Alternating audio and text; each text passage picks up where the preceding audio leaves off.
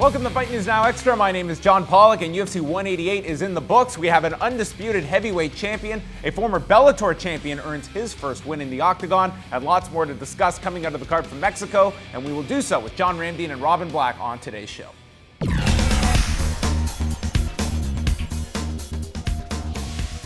Following a loss to Junior Dos Santos in 2008, Fabricio Werdum was cut by the UFC. Since that time, he reinvented himself, defeating Fyodor Emelianenko and then returned to the UFC and began a 6-fight win streak, which culminated on Saturday night as he submitted Cain Velasquez in the third round after Velasquez shot in and was caught with a guillotine.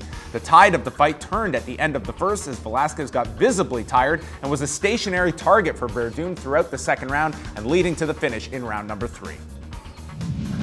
Eddie Alvarez and Gilbert Melendez finally met at UFC 188, and it was a right elbow and superior striking from Melendez in the first round, which led most to believe it would be a victory for Melendez. However, Alvarez recovered after blowing his nose between rounds and shutting his eye, and used his wrestling and mixed it with strikes to edge out the second and then win the third round convincingly, with a series of strikes landed in the final moments of the fight. Alvarez was awarded the split decision victory and his first win inside of the UFC. Kelvin Gastelum returned to the UFC's middleweight division following his most recent weight mishap at 170 pounds as he took on 36-year-old Nate Marquardt. Gastelum was outlanding throughout the first round and then turned up the volume in the second round, sending Marquardt down and proceeding to deliver numerous shots against the cage as Marquardt barely survived the round. Marquardt wisely didn't answer the bell for the third round, and Gastelum was awarded the TKO victory but says he wants to return to the welterweight division. And the UFC has announced a return to Canada with a Sunday night event on August the 23rd set for Saskatoon, Saskatchewan at the SaskTel Centre. The card will be headlined by a featherweight bout between Charles Oliveira and Max Holloway, with Oliveira winning his last 4 fights and Holloway on a streak of 6 consecutive victories. This Saturday, the UFC is in Berlin, Germany, and we will have a live 1-hour preview show at 2 p.m. Eastern Time in the afternoon, previewing the main card with Joanna Jędrzejczyk defending her strawweight championship against Jessica Penne, and the entire main card will air here in Canada on Fight Network.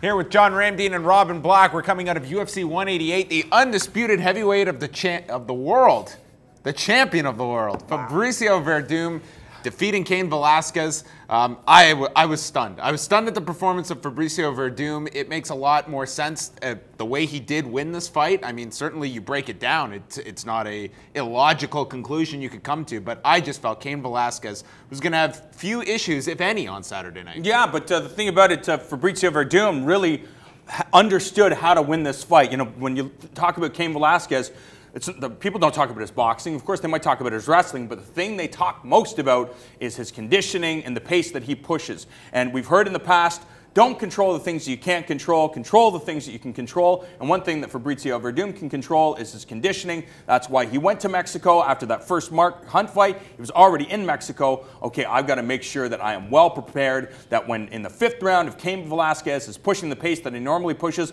I can handle it and try to look for submissions. And it worked out in his favor. Everybody was talking going in and going out about elevation, oxygen levels in your blood, all those kinds of things as this big problem, this big challenge, this big issue. And Fabricio Werdum looked at it as a big opportunity because everybody was going to have a hard time dealing with the energy, the result of elevation, and how it depleted your energy. So he was going to put himself in a situation where he did not. He was not going to be a victim of that, and his opponent was. That's brilliant. There are a million variables in fights, and you have to have the answer for all of them and make them all opportunities instead of problems. Fabricio Werdum did that.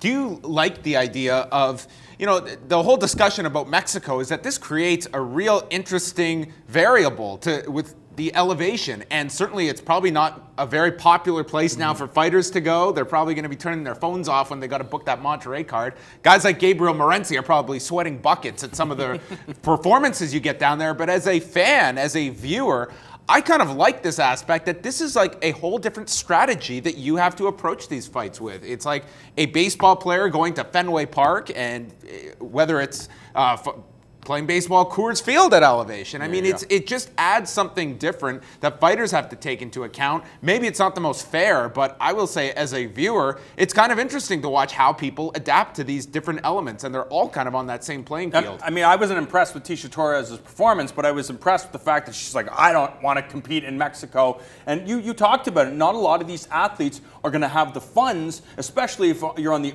undercard or the prelims, to go and spend 40 or 50 days in Mexico away from your family. There's a lot of fighters in the UFC. Stipe Miocic is an elite heavyweight who has another job. So you look at that. What about the guys on the prelims? Chances are they have jobs too. So not everybody can pick up and move their training camp to Mexico City for 50 days. I don't like it. And the reason I don't like it is even at the smaller levels, the small shows that I fought, there are so many variables, your weight, and your diet, and all the skills and medicals. There's a and now another wrench thrown in. And now another one, and it ain't a small one. It goes in the list of 10 big variables. It isn't like we add 11. We go up, and that goes in number 2 or 3. Because it'll get you hurt. It'll get you hurt, and you'll lose everything. You do everything right. You train all your skills and your strategies. You get everything together. You don't address this one, you lose, and your opponent does. You lose the fight. You lose your win purse, and in Cain Velasquez's case,